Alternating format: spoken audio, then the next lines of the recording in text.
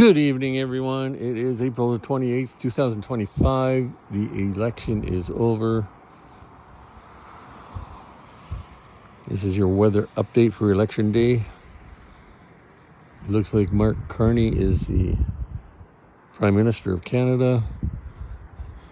Hooray, hooray. The weather out here, it is plus 12.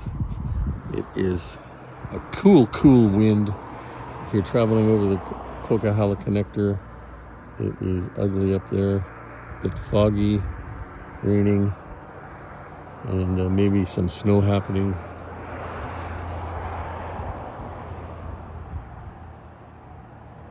There is still snow on Little White. And yeah, crazy weather today.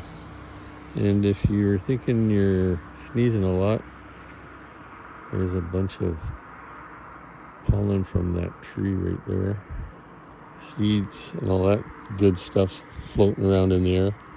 And our lilac tree is coming out. Anyways, take care, stay safe. Looks like Mark Carney is the Prime Minister of Canada.